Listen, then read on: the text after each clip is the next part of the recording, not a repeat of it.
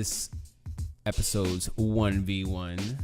Our first debate, man. Our first debate. I'm excited. We're going to get into the nitty-gritty. We thought this would be an exciting way and a new way to shift the microphone over. Jesus. There? Better? It's the symmetry, man. Respect the symmetry. Symmetrous. We thought that this would be a cool and interesting way to kind of bring a fresh take on different takes in the industry, right? The Magic City take? We get to see, some would call it the magic. The Magic City take. There we go. Okay. So this week, we're going to talk console versus PC. Oof. I think it's a huge topic. I think it's a huge topic. Right. Danny feels don't put words one in way. I think he feels like PC is a strong side. You might be right, but and I kind of lean on the console side. I think we both agree that the games are good on both sides, but sure. I think I can make a case for the console. What do you want to think? start, or you want me to start? Go ahead, man. Take the lead. So PC versus console. PC versus console. So I am all in. I'm not, obviously PC Master Race, everyone knows is the best side. But more like masturbators. I am firmly in the camp that anything that drives competition is good for the gamer. Anything that drives, and one of the best things that I've thought about is in PC gaming is it's agnostic to any one platform. You can have an AMD chipset. You can have an Intel chipset. You could have whatever the heck you want. As long as it's supported and it runs, you can have any peripheral you want, right? So now it's a competition of, hey, who makes the best gamepad for X platform? Doesn't matter. Don't call it PC. Don't call it whatever. Who makes the best X for X platform, period. Games, hardware, whatever. Okay. Buy what you can afford and enjoy the games with your friends on one platform. Play the games that you want to play with your friends on one platform. Obviously, the PC infrastructure for things like data, for servers, for all that, it's so much easier on PC. It's not proprietary. You're not locked into one vendor's world. Call it Sony, call it Microsoft. Why? Let me just play the games. You know what? Compete on content. Come out with better games. Fund your studios. Make me want to buy your games, but let me play them on a platform that is agnostic to any vendor. And that's why I feel my first argument pretty much puts you to sleep, James. You were right or wrong thing. You put me to sleep. But it wasn't because of that argument. Down for the count, baby. I could tell. I would counter that point by saying that the point of the console is to kind of dumb down things, right? To simplify things, to make it easier. Clearly, some of us need for people to dumb it down. Right. I don't want to worry about whether the drive works. The driver works, I should say. I don't want to think about what card do I have, what settings do I have to put. I don't want to think about. I just want a game, man. Okay. So I would say that the console is for the gamer, right? For the person that just wants to get to games. They don't want to bother about. Don't make me think is your argument. Don't make me think. Okay. Just dumb it down for me. Okay. Just give me the game, man. Okay. Well, just give me the game, man. Can I speak to that? So in my mind, a platform like Steam does a great job. Okay. You install a game, it'll tell you immediately if it's going to run or not. If you need to download anything, it does everything for you. It reinstalls DirectX. Whatever you need. If you don't need it, it won't run anything. It'll just run the game. So in that sense, they've pretty much dumbed it down to the point where 99% of the time you're not going to have an issue running what you need to run. As far as you're talking about 90%. 90. I would say 98% of the time. 98%. I'm having a pretty seamless experience So not with my PC gaming. No, because at the end of the day, it's a very varied ecosystem. You could have NVIDIA releasing some drivers that week that throw everything off, and suddenly you're getting texture glitches. And nowadays, GPU manufacturers fed into my point. Well, wait. One of the things I want to talk to you about is the fact that consoles are more like PCs than ever. If you look at the underlying architecture of this console's generation, they're glorified AMD, chips running, some dumbed down OS, but they're PCs behind the scenes more than ever. You could make that argument for this console's architecture. The Xbox One and the PS4 are very similar. Very similar. I would agree that the console took the best part of the PC. Yes. And you're dealing with the same issues. You're having to update the game as soon as you buy the game. You're downloading a day one patch if you want to, yes. 16 gigs. If you want to, no. I'm talking about. I'll give you specific examples. I just bought my PlayStation 4, and I told you about it. I jumped on PS4 this past month just to play For Honor with my friends. Right. Crazy release by Ubisoft. They had an amazing game at their hands. Great mechanics. I think eventually they're going to get it right. Huge issues right off the bat with that game. It needed a lot of updates, a lot of balance, fixing a lot of things. But these games, they went through the same thing with Rainbow Six Siege. The game wasn't perfect to begin with. But it's the same thing on PC. You're going to get a ton of patches. You're going to get a ton of looks from the developers after the fact. What's the difference, James? Let's call a spade a spade. The PS4 is a PC for idiots, and why do we need a closed ecosystem? Let's just bring everyone on board. Let's make it to the point where, you know what? If you need a dumbed down experience, just buy a pre-built console / PC. Call it a Steam machine. Call it. So the failure of a Steam machine.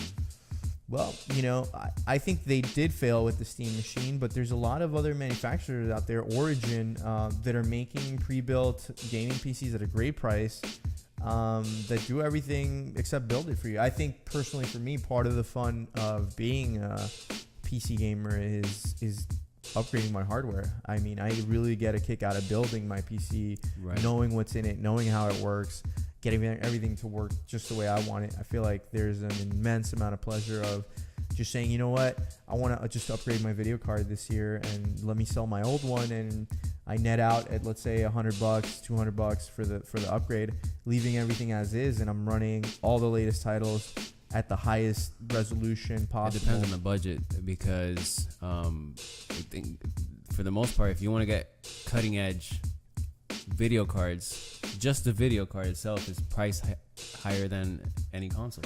Right, but that depends, though. Which is my next point, the price of entry for PC versus gamer. Okay. So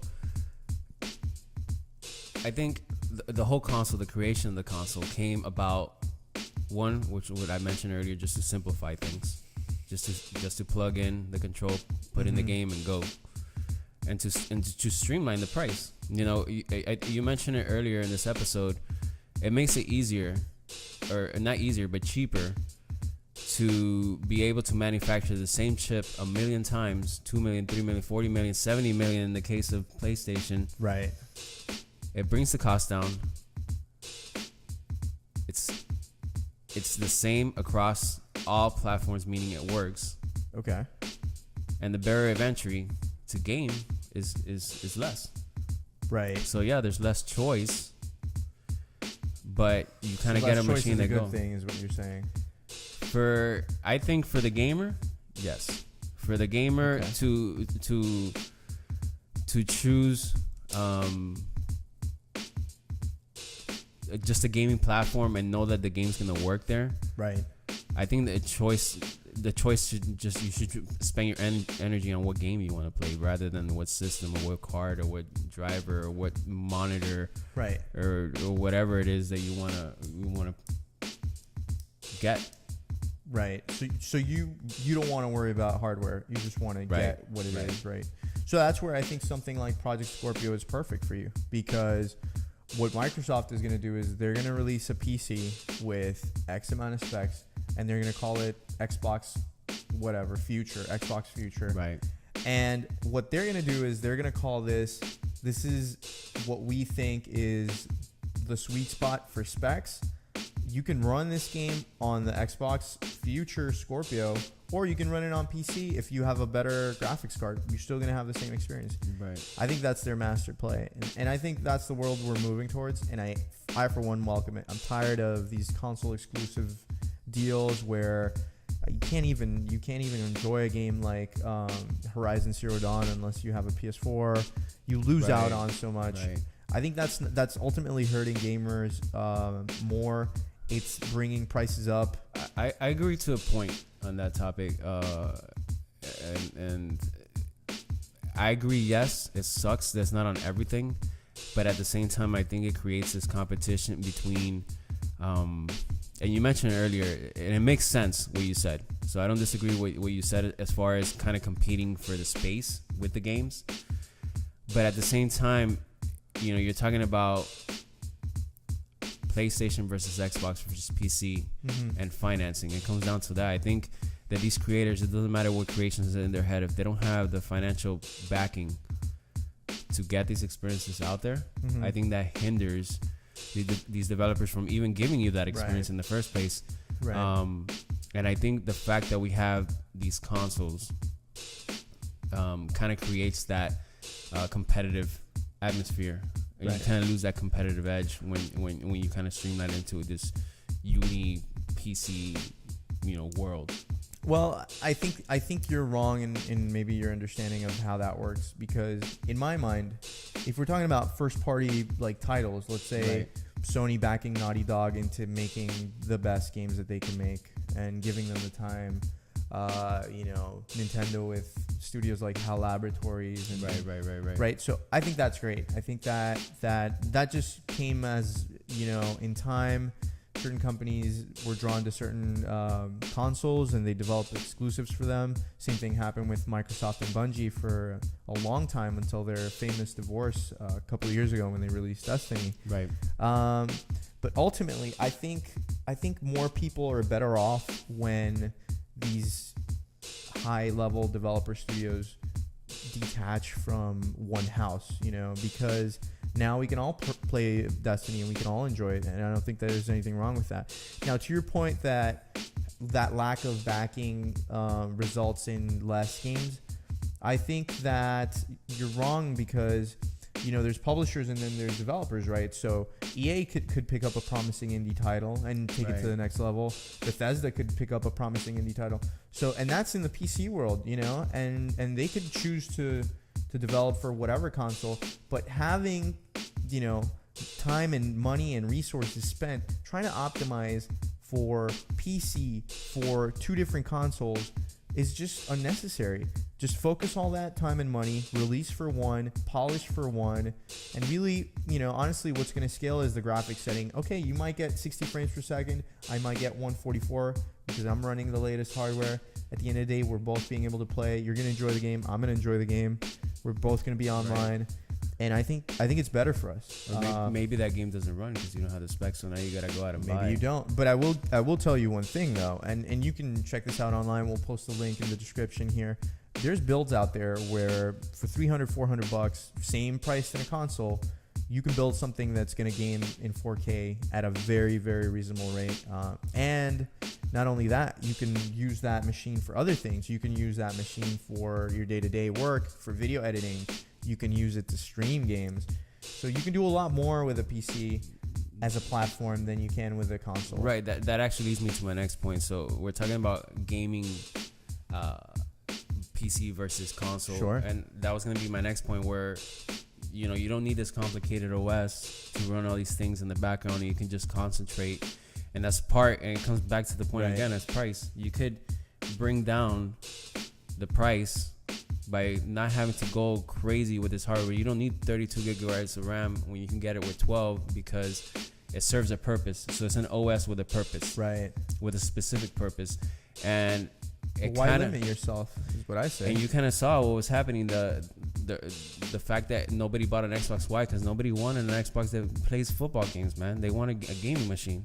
If not, go get a PC and watch a football game on there. Right. So I think that's a different I think argument. the gamer has spoken when it comes to that, because they don't want to see a PC on a console. But my point is that, look, I'm not opposed to PC. I just prefer console. Okay. And the reason I prefer it is simplicity, price, and competition. Why? Because yes, you can have the publishers battle it out on PC. But then you won't have the Microsoft, you won't have the PlayStation, you won't have the hardware developers that have an interest in something physical that they're selling versus maybe they can create a PC box, maybe they can create an Xbox box with a PC OS, but it's not going to be the same. I don't think think it'll have the same competitive edge in that sense. Well, I'm going to put it to you this way. I'm firmly in the PC camp for the same reasons you just mentioned. Okay. Competition. You know, it's what better competition than just compete straight on gameplay and quality of the games. Leave everything else aside. Okay. Compete on quality, polish the games. 2, price. Pay what you can afford. I mean, if you can only afford $300 PC, buy a $300 PC. And there are builds out there, guys. There's a lot of dedicated people on Reddit, on subforums, and PC Parts Picker, Reddit, PCMR. You're gonna find builds that are genuinely good for the amount of money. AMD just released a new Ryzen, chips that are outstanding for gaming at an amazing price. So now you have even more choice between Intel and AMD coming back into the fold. I don't think it's ever been a better time to start getting into PC gaming at an affordable rate, and machines that, if we're talking strictly gaming, forget all the other stuff that you can do with that machine once you're done gaming. Right. That are going to last you for a while. And then the cool thing is, let's say a couple years from now, you start seeing gaming evolving where titles are demanding more from the hardware, right? Developers usually develop a game to be able to run and scale at different resolutions, different texture qualities, so they can run on a gamut of different hardware. But let's say the baseline is going up. Well, okay, let me keep the chipset that I have. Let me sell my video card, buy the next one, and I've just bought myself another 3 years of gaming. Right, and that's an inherent problem with PC. I think that there's no threshold. Sure. If you have a certain threshold, and if PC, which I don't think will ever happen, if PC says, hey, look, this is the threshold, this is the limit that you can do to your games, and then it's standard for an X amount of years until the next threshold is lifted, then you got a console on the PC. But the problem is that it's so varied. But why change the entire hardware? Why not just change whatever is slow with your system? So I'm going to tell you right now, I'm running a 4th generation Intel Core 5 processor, and that thing is 2012, 2013, and it's running perfectly fine. If games start getting slow for me, I game at 60 frames per second. Yeah, your Word documents load up quickly? Yeah, my Excel sheets are super powerful. but then again, I'm running Overwatch at 60 frames per second at 1440 resolution. Gotcha. And I could be running at 4K. I'm running a GTX 970, and it's not the latest. It really isn't. I actually have a GTX 1070 on mine. I would love to have I love, and we're talking about money bags over here, but all I'm saying is it's good enough for me. One of the things I've learned with PC hardware is it pays to be one step behind the latest stuff. You really do gain a lot in terms of people selling their old cards to buy the new cards. And that's just the sweet spot. Even developers nowadays, they recognize we need to cater to different hardware requirements. It's not like back in the day where if you didn't have X card, you couldn't run it. The only thing I see right now today that's really prohibitive in terms of I need to spend a ton of money to be able to enjoy it is VR. Let's be real about it. You need to run high frames, high resolutions. You need a bad video card. You need like a bad workstation to really pull that off. I will say this, and this will be my final point, and then I'll let you counter so you can make your final point. Okay. I think that, and that way the viewers and the listeners could decide. You decide, guys. And of course, they can interject and put their own perspective on things. But oh, absolutely. I don't doubt that. I don't doubt that at all. But this argument had to be made. Absolutely. I will say this. I prefer console over PC in the way that the PC is kind of does it all, right? So it's a do it all machine. Right. A console has a pure purpose. It's for games. It's this price. It's this power. Right. And it just works. And it kind of eliminates this iPhone Android kind of market where I don't want to be playing games on my phone. I want to use it to make phone calls and to text. The PC, I want to use it to do my Word documents or Right. render out videos or whatever the case may be. I like the console and that it's simplified. It has a purpose. Mm-hmm. It's gaming. Okay. I want to say that I agree with that mentality, but why do I need to have a separate box for that and pay another $300 when I do need a PC? I think most of us do need a working laptop or desktop on their day-to-day lives. Why not have that same machine, that same investment double as my gaming platform, and not only that, be much more enjoyable? I mean, I'm telling you, consoles are, touting 60 frames per second when that's been the norm in the PC world for years now. It's not a big deal to get a really high resolution, really high frame rate experience on PC. Just to kind of close out my argument, I agree with a lot of the things you're saying in terms of making it simple. I think what PC gaming needs to do is they need to not dumb it down, but make it so there's expert mode and there's easy mode. And you know what? If you don't know how to build a PC, here's a good value box for you. This is going to do this, this, and that. We've had companies building pre-built, basically gaming rigs for a while. Typically, they've been on the high end. Some new machines from Origin and stuff like that's caught my attention that are good bang for the buck. Ultimately, most of, I think, PC Master Race likes to build their PCs, and that's part of the fun. But really what I think the future with PC gaming and why I think it should kill the console in the next 3-4 years is the fact that you have one machine that you already use in your day-to-day life for whatever reason. That's one investment. That's it. It's done. I don't have to purchase another thing just to do gaming when this does gaming. It does video editing. It does all this other stuff that, honestly, let's be real, we have day-to-day lives we need. Why not just be able to do it just as the same device on your phone? You just told me about that. I have my phone and I can play mobile games on it, and I can do text messaging apps, all that stuff. Okay. So we can agree that to disagree. I think we're gonna keep agreeing to disagree, but I think time will prove me right.